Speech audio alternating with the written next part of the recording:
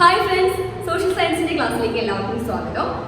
അപ്പോൾ നമ്മൾ ഇന്ന് എടുക്കാൻ പോകുന്നത് എക്സാമിൽ ഏകദേശം 25 മാർക്കോളം ക്വസ്റ്റ്യൻ വരാൻ ചാൻസ് ഉള്ള മൂന്നാമത്തെ ചാപ്റ്ററായ മാനവ വിഭവശേഷി വികസനം ഇന്ത്യയിൽ, അതായത് human resource development in India. Okay, അപ്പോൾ ഈ ഒരു ചാപ്റ്റർ നിങ്ങൾക്ക് മെയിൻ ആയിട്ട് രണ്ട് കാര്യങ്ങൾ മാത്രമേ പഠിക്കാനുള്ളൂ. ആ രണ്ട് കാര്യങ്ങളിൽ തന്നെ ഏറ്റവും ഇമ്പോർട്ടൻ്റ് ആയ കുറച്ച് കാര്യങ്ങൾ മാത്രം നമുക്ക് പഠിക്കാം. വെറും അരമണിക്കൂർ നിങ്ങൾ ഈ ഒരു ചാപ്റ്ററിൽ ചെലവഴിക്കുകയാണെങ്കിൽ ഉറപ്പായിട്ടും ആ എത്ര ക്വസ്റ്റ്യൻസ് വരുന്നോ ആ ക്വസ്റ്റ്യൻ മസ്റ്റായിട്ട് നിങ്ങൾക്ക് അറ്റൻഡ് ചെയ്യാൻ പറ്റും. സോ നമുക്ക് ഇതിലേക്ക് കിടക്കാം. ഞാൻ പറഞ്ഞു രണ്ട് കാര്യങ്ങൾ മാത്രമേ നമുക്ക് ഇതിൽ ഡിസ്കസ് ചെയ്യാനുള്ളൂ. ഏതൊക്കെയാ? ഹ്യൂമൻ റിസോഴ്സിന്റെ രണ്ട് മെയിൻ ഫീച്ചേഴ്സ്, അതായത് മാനവ വിഭവശേഷിയുടെ രണ്ട് സവിശേഷതകൾ, ക്വാണ്ടിറ്റേറ്റീവ് ഫീച്ചേഴ്സും ക്വാളിറ്റേറ്റീവ് ഫീച്ചേഴ്സും. അതിലേക്ക് കടക്കുന്നതിന് മുൻപ് ഫസ്റ്റ് വൺ ജസ്റ്റ് അഥവാ 2 മാർക്കിന്റെ ക്വസ്റ്റ്യൻസ് ഇതിന് മുൻപത്തെ ക്വസ്റ്റ്യൻ പേപ്പറിൽ കണ്ടിട്ടുണ്ട്. ഒരു 2 മാർക്കിന് എന്താണ് ഹ്യൂമൻ റിസോഴ്സ് എന്നൊരു ക്വസ്റ്റ്യൻ. അപ്പൊ നമുക്ക് നോക്കാം എന്താണ് ഹ്യൂമൻ റിസോഴ്സ്. അതായത് ഉൽപാദന രംഗത്ത് നമ്മുടെ പ്രൊഡക്ഷൻ സെക്ടറിൽ ഉപയോഗിക്കാൻ കഴിയുന്ന അധ്വാന ശേഷിയുള്ള ജനങ്ങളെയാണ് നമ്മൾ ഹ്യൂമൻ റിസോഴ്സ് അഥവാ മാനവ വിഭവം എന്ന് പറയുന്നത്. ഓക്കെ, ഉൽപാദന രംഗത്ത് ഉപയോഗിക്കാൻ കഴിവുള്ള അധ്വാന ശേഷിയുള്ള ജനങ്ങളെ നമ്മൾ മാനവ വിഭവം എന്ന് പറയുന്നു. അപ്പോൾ ഹ്യൂമൻ റിസോഴ്സ് ഡെവലപ്മെന്റ് എന്ന് പറഞ്ഞാൽ എന്തായിരിക്കും? അവരുടെ, അതായത് ആ ജനങ്ങളുടെ മെന്റലി ഫിസിക്കലി ഉള്ള കഴിവുകൾ നമ്മൾ എഡ്യൂക്കേഷൻ വഴി, ട്രെയിനിങ് വഴി, ഹെൽത്ത് കെയർ വഴിയൊക്കെ വികസിപ്പിച്ചെടുക്കുന്നതിനാണ് നമ്മൾ ഹ്യൂമൻ റിസോഴ്സ് ഡെവലപ്മെന്റ് എന്ന് പറയാം. അപ്പൊ ഈ ഭാഗത്ത് നിങ്ങൾക്ക് വരാനുള്ള ഒരു ചാൻസ് ഒരു ക്വസ്റ്റ്യൻ ആണ്, എങ്ങനെയൊക്കെയാണ് ഈ ഒരു ഡെവലപ്മെന്റ്, ഹ്യൂമൻ റിസോഴ്സ് ഡെവലപ്മെന്റ് വിവിധ തലങ്ങൾ ഏതൊക്കെ, അതായത് ആ ഒരു different level of human resource development ഏതൊക്കെയെന്ന് വരാൻ ചാൻസ് ഉണ്ട്. 4 കാര്യങ്ങൾ നിങ്ങൾ ഓർത്ത് വെക്കുക. നിങ്ങൾക്ക് ഈസി ആയിട്ട് ഓർത്ത് വെക്കാൻ പറ്റുന്നതാണ്. ഒരു വ്യക്തിയുടെ കഴിവ് വികസിപ്പിക്കുന്നത് എങ്ങനെയൊക്കെയാണ്? ഒന്ന്, എനിക്കൊരു കഴിവുണ്ടെങ്കിൽ ഞാൻ എന്ത് ചെയ്യും? അത് സ്വന്തം പരിശ്രമത്തിലൂടെ തന്നെ എന്ത് ചെയ്യും? എന്റെ സ്കില്ല് ഞാൻ ഇംപ്രൂവ് ചെയ്യും, ഇല്ലേ? അപ്പോ ഒന്നാമത്തെ കാര്യം, ഒരു വ്യക്തി അവന്റെ കഴിവുകൾ സ്വയം തന്നെ വികസിപ്പിച്ചെടുക്കുന്നു. രണ്ടാമത്തെ കാര്യം, നമ്മുടെ കഴിവുകൾ വികസിപ്പിച്ചെടുക്കാൻ നമ്മുടെ ഫാമിലി, നമ്മുടെ കുടുംബം എന്ന് പറയുന്നത് ഒരു ഇമ്പോർട്ടന്റ് ഫാക്ടർ തന്നെയാണ്. അതായത് കുടുംബം ഒരാളുടെ കഴിവുകൾ വികസിപ്പിച്ചെടുക്കാനുള്ള വേദി ഒരുക്കി തരുന്നുണ്ട്. മൂന്നാമത്തെ കാര്യം, ഇതല്ലാതെ നമ്മുടെ കുടുംബവും അല്ലാതെ പുറമേ നിന്ന് വരുന്ന ഒരു എക്സ്റ്റേണൽ ഫാക്ടർ എന്ന് പറയുകയാണെങ്കിൽ പല ഏജൻസികൾ, പല കോച്ചിങ് സെന്റേഴ്സ് ഒക്കെ ഇല്ലേ, അതായത് പുറമേയുള്ള ഏജൻസികൾ, പുറമേയുള്ള സ്ഥാപനങ്ങൾ എന്ത് ചെയ്യുന്നുണ്ട്? നമ്മളെ സഹായിക്കുന്നുണ്ട്. നമുക്ക് ട്രെയിനിങ്ങും നമുക്ക് പഠനങ്ങളൊക്കെ നൽകാനായിട്ട് സഹായിക്കുന്നുണ്ട്. ഇനി നാലാമത്തെ കാര്യം എന്ന് പറയുകയാണെങ്കിൽ, ഇതൊന്നും കൂടാതെ നമ്മുടെ ഗവൺമെന്റ്, നമ്മുടെ രാഷ്ട്രം നമുക്കുള്ള കഴിവുകൾ വികസിപ്പിച്ചെടുക്കാനുള്ള സൗകര്യങ്ങൾ ഏർപ്പെടാൻ തരുന്നുണ്ട്. അപ്പൊ ഏതൊക്കെയാ? ഒന്ന്, നമ്മൾ സ്വയം പരിശീലിക്കുന്നു. 2, നമ്മുടെ കുടുംബം നമുക്ക് വേണ്ടിയിട്ടുള്ള സാഹചര്യങ്ങൾ ഒരുക്കി തരുന്നുണ്ട്. മൂന്നാമത്തെ കാര്യം, പല ഏജൻസികൾ അല്ലെങ്കിൽ പല സ്ഥാപനങ്ങളും നമ്മളുടെ സ്കിൽ ഇംപ്രൂവ് ചെയ്യാൻ വേണ്ടിയിട്ടുള്ള പഠനങ്ങളും ട്രെയിനിങ് ഒക്കെ നൽകുന്നുണ്ട്. നാലാമത്, നമ്മുടെ ഗവൺമെന്റ് അല്ലെങ്കിൽ നമ്മുടെ രാഷ്ട്രം നമുക്ക് അതിന് വേണ്ടിയിട്ടുള്ള പല സൗകര്യങ്ങളും ഒരുക്കി തരുന്നു. ഓക്കെ, ഇനി നമുക്ക് നമ്മുടെ മെയിൻ ആയിട്ടുള്ള ടോപ്പിക്കിലേക്ക് കടക്കാം. ഹ്യൂമൻ റിസോഴ്സിന്റെ ഫീച്ചേഴ്സ് എന്തൊക്കെയാണ്? മെയിൻ ആയിട്ട് 2 സവിശേഷതകളാണുള്ളത്, ക്വാണ്ടിറ്റേറ്റീവ് സവിശേഷതയും ക്വാളിറ്റേറ്റീവും, അഥവാ ഗണപരമായ സവിശേഷതകളും അതേപോലെ തന്നെ ഗുണപരമായ സവിശേഷതകളും. അതിൽ തന്നെ ക്വാണ്ടിറ്റേറ്റീവിനേക്കാളും കുറച്ചും കൂടി ഇമ്പോർട്ടന്റ് ക്വാളിറ്റേറ്റീവ് ആണ്. ഇവിടെ നിന്ന് ക്വസ്റ്റ്യൻസ് വരുന്നതിനേക്കാൾ കൂടുതലായിട്ട്, അല്ലെങ്കിൽ 100% നിങ്ങൾക്ക് എവിടുന്ന് ക്വസ്റ്റ്യൻ വരും? ക്വാളിറ്റേറ്റീവ് ഫീച്ചറിൽ. അത് ഉറപ്പിക്കാം, 100% ഈ ഗുണപരമായ സവിശേഷതകളിൽ ഉറപ്പായിട്ട് ഒരു ചോദ്യം ഉണ്ടാകും. അപ്പൊ നമുക്ക് ജസ്റ്റ് ഒന്ന് ഓടിച്ച് നോക്കാം ക്വാണ്ടിറ്റേറ്റീവ് ഫീച്ചേഴ്സ് എന്തൊക്കെയാണ്. മെയിൻ ആയിട്ട് 4 ക്വാണ്ടിറ്റേറ്റീവ് ഫീച്ചേഴ്സ് ആണുള്ളത്, അതായത് 4 ഗണപരമായ സവിശേഷതകളാണുള്ളത്. Size of population, growth of population, population density and structure of population. ജനസംഖ്യാ വലുപ്പം, ജനസംഖ്യാ ഘടന, നമ്മുടെ ജനസാന്ദ്രത, പിന്നെ ജനസംഖ്യയുടെ വളർച്ചാ നിരക്ക്. ഫസ്റ്റ് വൺ, ജനസംഖ്യാ വലുപ്പം, that is size of population. ഒരു നിശ്ചിത സ്ഥലത്ത്, ഒരു നിശ്ചിത സമയത്ത് ഒരു പ്രദേശത്ത് താമസിക്കുന്ന മുഴുവൻ ജനങ്ങളുടെയും ആകെ എണ്ണത്തെയാണ് നമ്മൾ എന്ത് പറയാ? ജനസംഖ്യാ വലുപ്പം അല്ലെങ്കിൽ സൈസ് ഓഫ് പോപ്പുലേഷൻ എന്ന് പറയാം. ഇത്രയേ ഉള്ളൂ ഒരു രാജ്യത്ത് താമസിക്കുന്ന ആകെ ആൾക്കാരുടെ എണ്ണമാണെന്ത്? Size of population.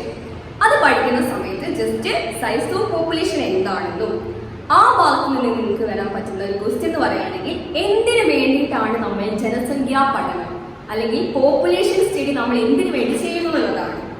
ഓക്കെ, എന്താ പറഞ്ഞത്? സൈസ് ഓഫ് പോപ്പുലേഷൻ എന്ന് പറയുകയാണെങ്കിൽ എന്താ? ഒരു പ്രദേശത്ത് താമസിക്കുന്ന ആകെ ജനങ്ങളുടെ എണ്ണമാണ്. ആ ഭാഗത്തു നിന്ന് വരുന്ന ക്വസ്റ്റ്യൻ എന്ന് പറയുകയാണെങ്കിൽ എന്തിനു വേണ്ടിയിട്ടാണ് നമ്മൾ ജനസംഖ്യാ പഠനം, ഈ ജനസംഖ്യയെ കുറിച്ച്, ഒരു രാജ്യത്തെ ആളുകളുടെ എണ്ണത്തെ കുറിച്ച്, അയാളുടെ ലിംഗത്തെ കുറിച്ച്, അയാളുടെ ഏജിനെ കുറിച്ച്, അയാളുടെ സാമൂഹിക സാമ്പത്തിക അവസ്ഥയെ കുറിച്ച് പഠിക്കുന്ന ശാസ്ത്രശാഖയാണ് ഡെമോഗ്രഫി അല്ലെങ്കിൽ ജനസംഖ്യാ ശാസ്ത്രം. അപ്പൊ നമ്മൾ എന്തിനു വേണ്ടിയിട്ടാണ് ജനസംഖ്യാ ശാസ്ത്രം പഠിക്കുന്നത്? ഓക്കെ, ഒരു 4-5 പോയിന്റ് നിങ്ങൾ അത് ഓർത്ത് വെക്കണം. ഒന്ന്, നമ്മുടെ ഗവൺമെന്റ്, നമ്മുടെ സർക്കാരിലെ പല പ്രവർത്തന പരിപാടികളും ആസൂത്രണം ചെയ്യണമെങ്കിൽ നമ്മുടെ രാജ്യത്ത് എത്ര ജനങ്ങളുണ്ടെന്ന് അറിയേണ്ടത് അനിവാര്യമാണ്. ഒന്നാമത്തത് ഏതാ? രാജ്യത്ത് എന്തെങ്കിലും പ്രവർത്തന പരിപാടികൾ ആസൂത്രണം ചെയ്യണമെങ്കിൽ ജനസംഖ്യാ പഠനം അത്യാവശ്യമാണ്. രണ്ടാമത്തെ കാര്യം, ജനങ്ങൾക്ക് വേണ്ടിയിട്ടുള്ള അടിസ്ഥാന സൗകര്യങ്ങൾ എന്തൊക്കെയാണെന്ന് അറിയാൻ വേണ്ടിയിട്ട്, അല്ലെങ്കിൽ എന്തൊക്കെ അടിസ്ഥാന സൗകര്യങ്ങൾ അവർക്ക് വേണ്ടി ചെയ്യണമെന്ന് മനസ്സിലാവണമെങ്കിൽ ജനസംഖ്യാ പഠനം അത്യാവശ്യമാണ്. പിന്നെ നമുക്ക് ആവശ്യമായ സാധനങ്ങളുടെയും സേവനങ്ങളുടെയും അളവ് തിട്ടപ്പെടുത്തുവാൻ, അതായത് ഗുഡ്സ് ആൻഡ് സർവീസിന്റെ അളവ് തിട്ടപ്പെടുത്തുവാൻ ജനസംഖ്യാ പഠനം അനിവാര്യമാണ്. അപ്പൊ ഏതൊക്കെയാ പറഞ്ഞത്? ഒരു പ്രവർത്തന പരിപാടികൾ ആസൂത്രണം ചെയ്യുന്നതിന് വേണ്ടിയും, നമ്മുടെ ജനങ്ങളുടെ ആവശ്യ വസ്തുക്കളായ സാധനങ്ങളും സേവനങ്ങളെയും അളവ് തിട്ടപ്പെടുത്തുവാൻ വേണ്ടിയും, മാനവ വിഭവശേഷിയുടെ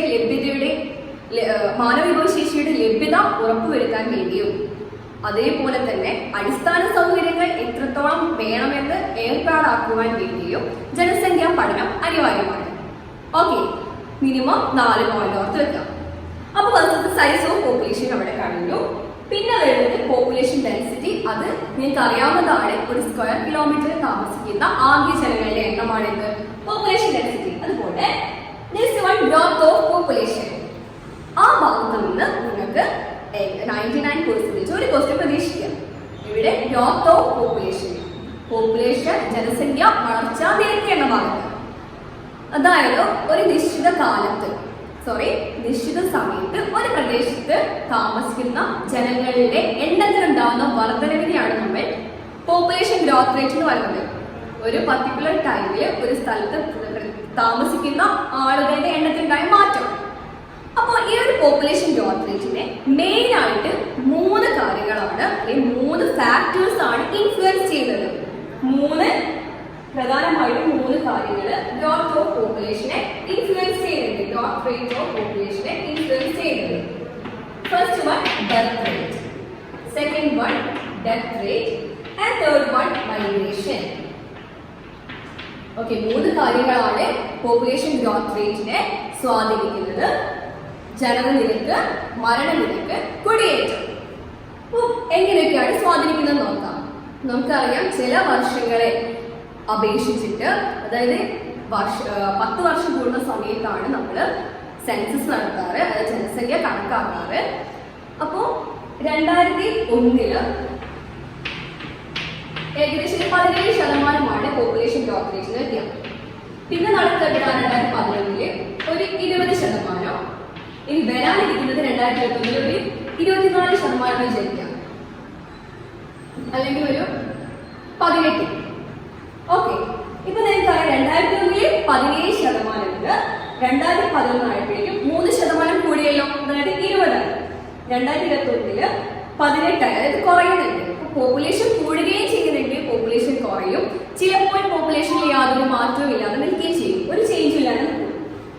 അപ്പൊ 3 കണ്ടീഷൻസ് ആണ് ഉണ്ടാവുക. ഒന്ന്, പോപ്പുലേഷൻ കൂടുന്നതുണ്ട്, അതായത് ജനസംഖ്യ കൂടും. 2, പോപ്പുലേഷൻ കുറയുന്നു. 3ാമത്തത് യാതൊരു മാറ്റവും ഇല്ലാതെ നിൽക്കുന്നു.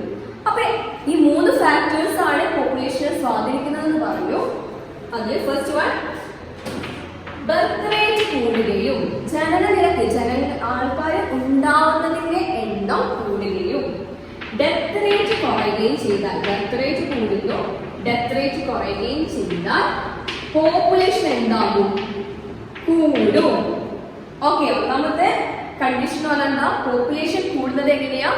ബർത്ത് റേറ്റ് കൂടുകയും ഡെത്ത് റേറ്റ് കുറയുകയും ചെയ്താൽ, ആളുകൾ ജനിക്കുന്ന എണ്ണം കൂടുകയും മരണനിരക്ക് കുറയുകയും ചെയ്യുന്ന സമയത്ത് ഓട്ടോമാറ്റിക്കലി എന്താ? നമ്മുടെ ജനസംഖ്യ കൂടുന്നു.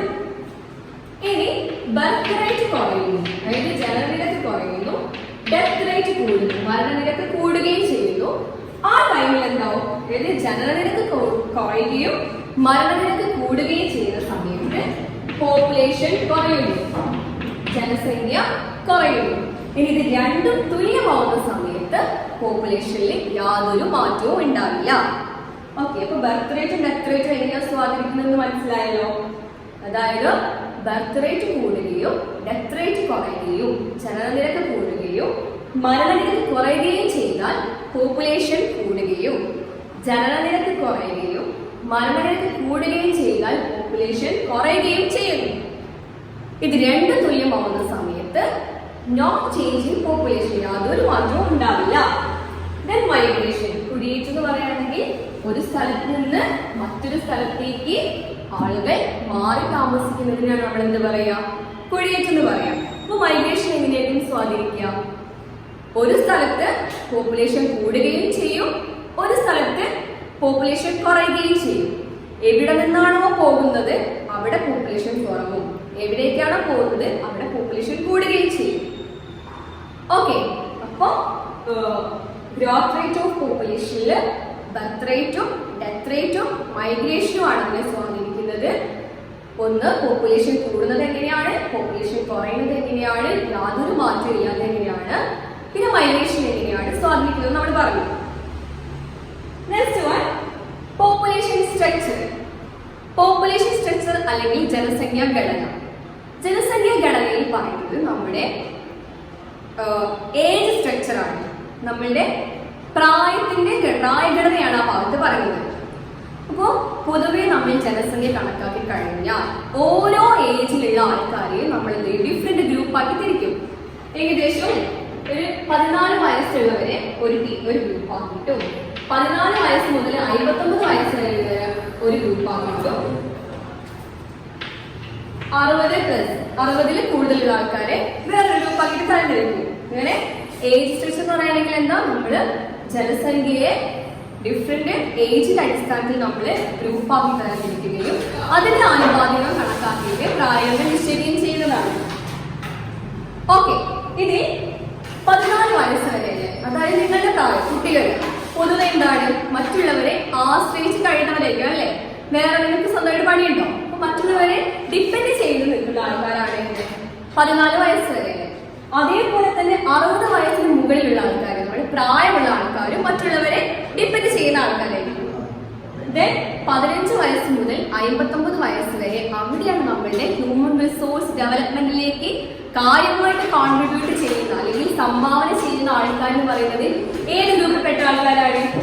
15-59 വയസ്സ് വരെ ഉണ്ടായിരിക്കും. അപ്പോ 14 വയസ്സ് വരെയുള്ളവര് അതേപോലെ 60 വയസ്സ് വരെയുള്ളവരെ നമ്മള് കണക്കാക്കുന്നത് ഡിപ്പെൻഡൻസി റേറ്റിലാണ്, അല്ലെങ്കിൽ മറ്റുള്ള ആൾക്കാരെ ഡിപ്പെൻഡ് ചെയ്ത് നിൽക്കുന്ന ആൾക്കാരാണ് ആരും ഈ 14 വയസ്സ് വരെയുള്ളവരും 60 വയസ്സിൽ കൂടുതലുള്ള ആൾക്കാരും. ഇനി 15 വയസ്സ് മുതൽ 59 വയസ്സ് വരെയുള്ള ആൾക്കാർ എന്ന് പറയുകയാണെങ്കിൽ അവിടെ തൊഴിലുള്ള ആൾക്കാരുണ്ടാകും, അതേപോലെ തന്നെ എന്തുണ്ടാവും, തൊഴിലില്ലാത്ത ആൾക്കാരുണ്ടാവും അല്ലേ. തൊഴിൽ അന്വേഷിക്കുന്ന ആൾക്കാരുണ്ടാവില്ലേ? തൊഴിലുള്ളവരും ഉണ്ടാകും, തൊഴിൽ അന്വേഷിക്കുന്നവരും ഉണ്ടാവും. അതായത് എംപ്ലോയിഡ് പേഴ്സൺസ് ഉണ്ടാവും, അൺഎംപ്ലോയ്മെന്റ് ആയിട്ടുള്ള ആൾക്കാരുണ്ടാകും. ഡിവൈഡഡ് ബൈ പോപ്പുലേഷൻ, മൊത്തം ജനസംഖ്യയില് തൊഴിലുള്ള ആൾക്കാരെയും തൊഴിലില്ലാത്തവരെയും തമ്മിൽ ആഡ് ചെയ്ത് നമുക്ക് അതിന്റെ റേഷ്യോ കിട്ടുന്നതിനെ നമ്മൾ ലേബർ ഫോഴ്സ് പാർട്ടിസിപ്പേഷൻ റേറ്റ് എന്ന് പറയും, അല്ലെങ്കിൽ ലേബർ ഫോഴ്സ് പാർട്ടിസിപ്പേഷൻ റേറ്റ്, അല്ലെങ്കിൽ തൊഴിലാളി പങ്കാളിത്ത നിരക്ക് എന്ന് പറയും. എന്താ പറയാ?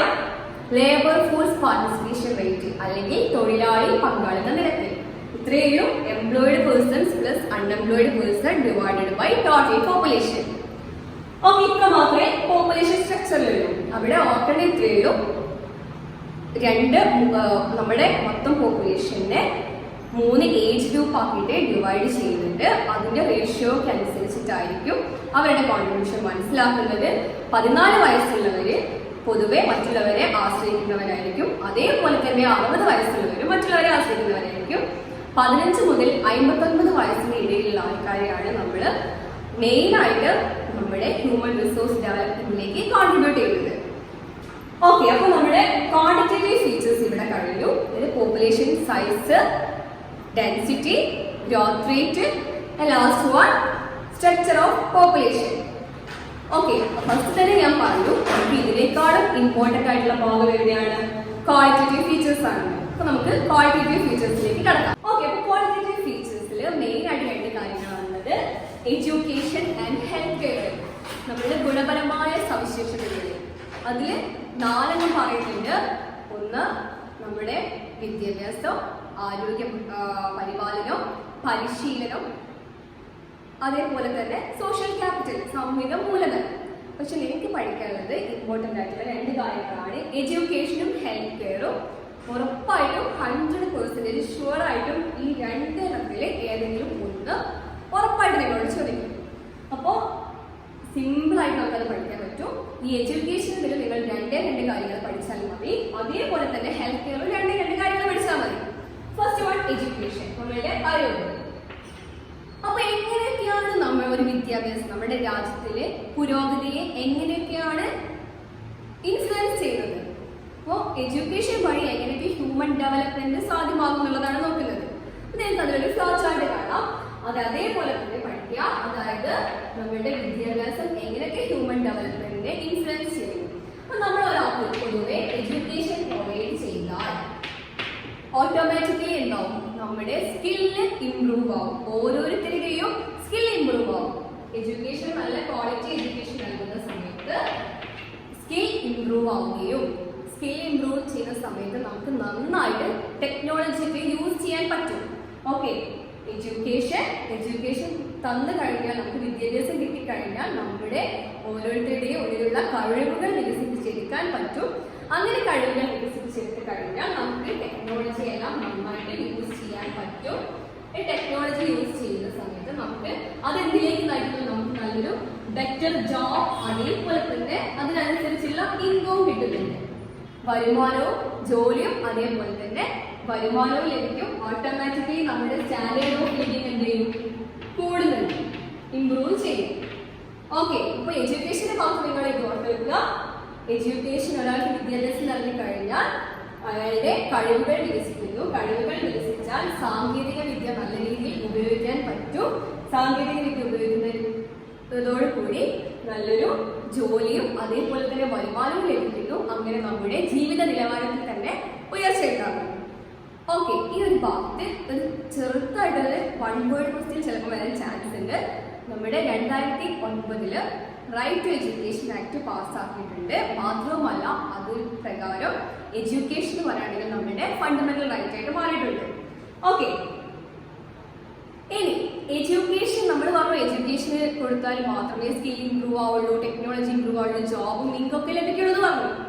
ഇങ്ങനെ ഇത് ചെയ്യാൻ വേണ്ടിയിട്ട് നമ്മുടെ രാഷ്ട്രം, നമ്മുടെ ഗവൺമെന്റ് പല ഫെസിലിറ്റീസും കൊണ്ടുവരുന്നുണ്ട്, പല പോളിസീസും കൊണ്ടുവരുന്നുണ്ട്.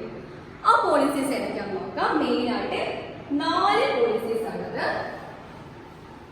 എത്രണ്ണം? മെയിൻ ആയിട്ട് 5 പോളിസീസ് ഉണ്ട്. അതിൽ 4 എണ്ണം നിങ്ങൾ ആദ്യത്തെ 4 എണ്ണം ഉറപ്പായിട്ടും പഠിക്കേണ്ടതാണ്. ഫസ്റ്റ് വൺ പറയുകയാണെങ്കിൽ ICDS, എഡ്യൂക്കേഷന് വേണ്ടിയിട്ട് ഗവൺമെന്റ് കൊണ്ടുവന്ന നയങ്ങൾ അല്ലെങ്കിൽ പോളിസികളാണ് പറയുന്നത്. ഒന്നാമത് ICDS, അതായത് ഇന്റഗ്രേറ്റഡ് ചൈൽഡ് ഡെവലപ്മെന്റ് സ്കീം.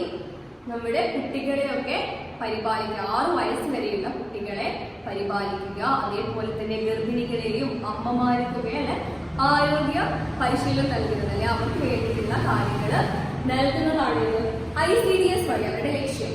അപ്പോൾ ഈ ഭാഗത്ത് നിങ്ങൾ ഓരോ പദ്ധതികൾ 4 പദ്ധതികൾ പഠിക്കുകയും അതിന്റെ ലക്ഷ്യങ്ങൾ എന്തൊക്കെയാണെന്ന് തീർച്ചയായും പഠിക്കണം. ഓക്കെ, അപ്പോൾ ICDS. രണ്ടാമത്തത് SSA, സർവശിക്ഷ അഭിയാൻ. എല്ലാവർക്കും യൂണിവേഴ്സൽ എഡ്യൂക്കേഷൻ അല്ലെങ്കിൽ നമ്മുടെ ഹയർ സെക്കൻഡറി വരെയുള്ള വിദ്യാഭ്യാസം ഉറപ്പുവരുത്തുക എന്നതിലൂടെ വന്ന പദ്ധതിയാണ് ഇത് സർവശിക്ഷ അഭിയാൻ അല്ലെങ്കിൽ SSA. മൂന്നാമത്തത് റൂസ, രാഷ്ട്രീയ ഉച്ചതാൽ ശിക്ഷ അഭിയാൻ.